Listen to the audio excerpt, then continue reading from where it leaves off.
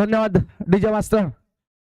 त्यानंतर मात्र आपण पाहतो शेवटच्या षटक हाताळण्यासाठी कोण गोलंदाजी येईल, कारण 6 चेंडूमध्ये 34 धावांची गरज आहे आणि 34 धावा म्हटलं तर या अंडरआर्म क्रिकेटमध्ये आणि या मैदानाचा जर विचार केला तर खूपच महागड्या फलंदाजांसाठी हे आव्हान. परंतु गोलंदाजाची कृपा, या गणपती बाप्पाची कृपा जर फलंदाजावर असेल, स्वातंत्र्य चौक मालगुण भंडारवाड्यावरती असेल तर नक्कीच इथे आपण या धावा सुद्धा होऊ शकतील, कारण क्रिकेट हा अनिश्चिततेचा गेम आहे. शेवटच्या चेंडूपर्यंत सामने आपण पाहिलेले आहेत. आपण मित्रांनो नक्कीच त्याचं इथं कुठेतरी गोलंदाज बघूया. पहिला चेंडू गतिमान चेंडू टाकला गेला, थोडासा टॅप करण्याचा प्रयत्न, बॅटची कडा घेऊन गेला तो फर्स्ट स्लिप मधून चेंडू डिक्लेअर बाउंड्री एका धावेसाठी जाताना आपल्याला पाहायला मिळतोय.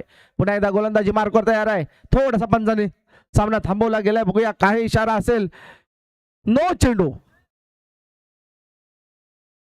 नो चेंडू, नो चेंडू म्हणजे अरे काय धाव, अतिरिक्त धाव, एक धाव जर एक चेंडू निघून गेला असता. नक्कीच इथे पाहिलं तर क्षेत्ररक्षणाचा कुठेतरी नियम आहेत, कुठला चेंडू कुठला क्षेत्ररक्षण कुठे बाहेर काढायचा. हा नो +1, वाईट +1.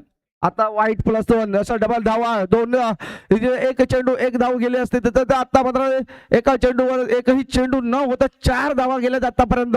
आणि पुन्हा एकदा गोलंदाजी मार्कवर पुन्हा एकदा गोल, आता मात्र टॅप केला. नक्कीच इथे मिड ऑफच्या दिशेने 4 धावा रोनितच्या बॅट मधून त्यांना पाहायला मिळत आहेत. सुंदर फटकेबाजी पाहायला मिळते, परंतु आव्हान मात्र तगड आव्हान, अजूनही धावांची मात्र गरज पडते ती. नक्कीच इथे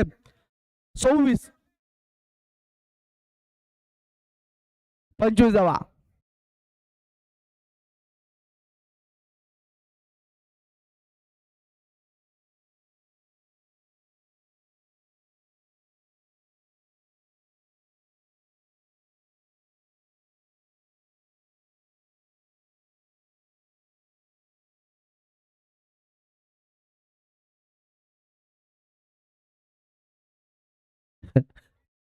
सव्वीस धावांची गरज.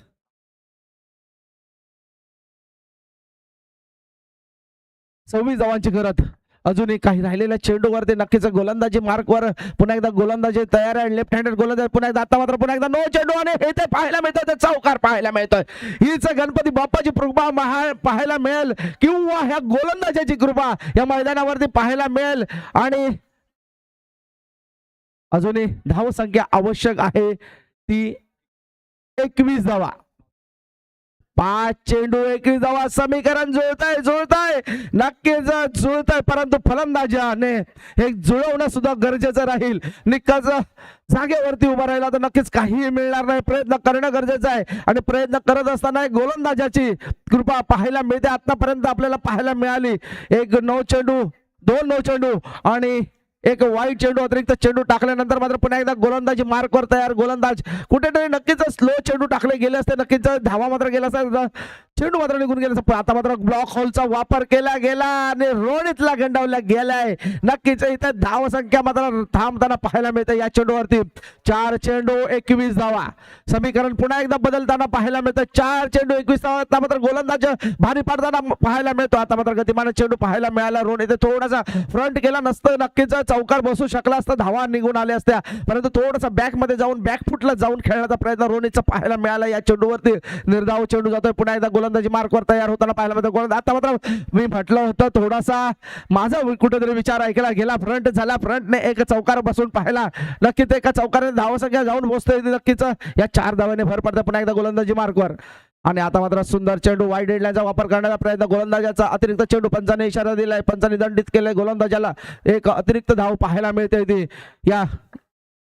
आणि आता मात्र पुन्हा एकदा नो चेंडू आणि हा चौकार. विकल्यान परंतु अजून वेळ आहे, भरपूर वेळ आहे.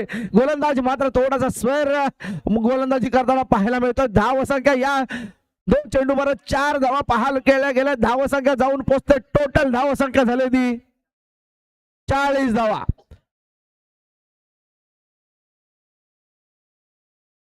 11 धावा, 2 चेंडू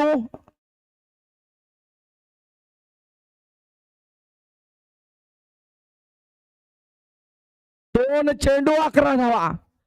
समीकरण पुन्हा बदललेला आहे. नक्की जर रोहितने जर तो चेंडू निर्धाव खेळला नसते, 2 चेंडू निर्धाव खेळले याच्या अगोदरचे खेळले नसते, सिंगल डबल केले असते तरी सुद्धा रोहित कुठेतरी मॅच मध्ये आपण येऊन राहिला तर तरी सुद्धा हरकत नाही. कारण अजूनही राहिलेले 2 चेंडू समोरचा गोलंदाज एक्स्ट्रा चेंडू टाकतोय त्याचा वापर करणं गरजेचं आहे. एक चेंडू चेक करणं गरजेचं आहे, येणारा वाईड घेणं गरजेचं आहे. परंतु तोच गोलंदाज पुन्हा एकदा गोलंदाजी मार्कवर आता मात्र टॅप केला, बैठी शॉट पाहायला मिळाला. नक्कीच एक आक्रमक फटका पाहायला मिळाला आणि इथे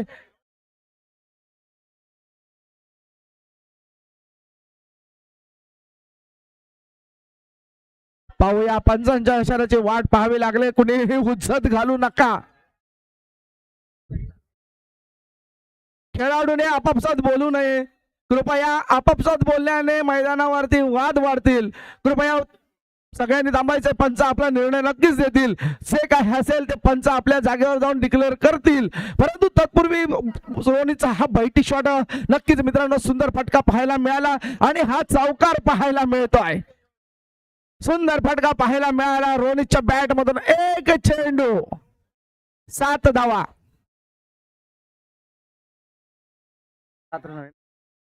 एक चेंडू 7 धावा. कृपा करावी या चंडिका मातेची. या चंडिका माता जर पाहिली तर या मालगुंड गावावरती कृपा करते की पाहूया इथे KSB वॉरियर्स संघावरती करते. आणि या दरम्यान चेंडू रोहित चान्स घेतला असता, नक्की चान्स घेतला असता, कुठेतरी सामना टाय लेवलला नेऊ शकला असता. एक गोल्डन चान्स आलेला चान्स, आपल्या जीवनात आलेला चान्स घालवण्याचा प्रयत्न केला गेला रोहितच्या माध्यमातून. आज आलेला चान्स या मॅच मध्ये घेऊन आला असता परंतु ते होताना पाहायला मिळालं नाही रोहित कडून. आणि गोलंदाज मात्र वारंवार प्रत्येक चेंडू मागे एक नक्कीच एक चान्स निर्माण नेऊन दिला जातोय. एक चेंडू 6 धावा. पुन्हा एकदा पाहूया चाललाय मॅच कुठे. आपण गेलेली मॅच 6 चेंडू 34 धावांवरची मॅच येऊन टेबले ती एक चेंडू 6 धावा. म्हणजेच काय नक्कीच पाहूया इथे उचल आणि पाहूया इथे नक्कीच इथे काहीतरी घडते. हात फटका पाहायला मिळतो. इथे फील्ड केला गेलाय चेंडू आणि स्वतंत्र चौक भंडारवाडा संघाला कुठेतरी निराशा प्राप्त करावी लागले. मात्र नक्कीच इथं झुंज मात्र दिली गेली आणि एका चांगल्या संघाबरोबर झुंज देताना अतिशय सुंदर असं खेळी केली गेली आणि इथे विजयी झालाय तो KSB वॉरियर्स संघ. विजयी संघाचा हार्दिक अभिनंदन.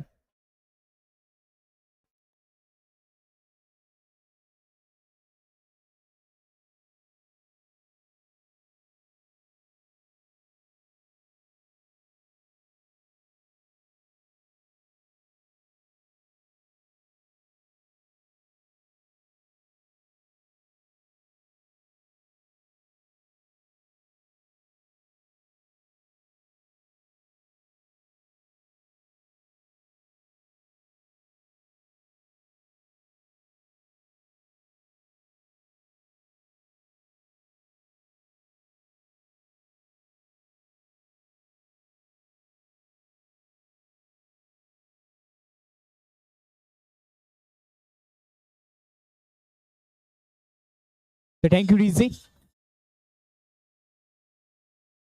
आता तो सामना झाला अतिशय तुळशी सामना होता दोन्ही संघांमध्ये. दोन्ही संघांमध्ये अगदी मातबदार लढत आपल्याला पाहायला भेटली आणि त्याच्यामध्येच एक संघ विजयी झाला असेल आणि त्या मॅचचा मॅन ऑफ द मॅचचा प्रवेश दावेदार ठरतोय निखिल सारंग. आणि बक्षीस देण्यासाठी विनंती करेन आदरणीय किशोरजी गुरव सर आपणास विनंती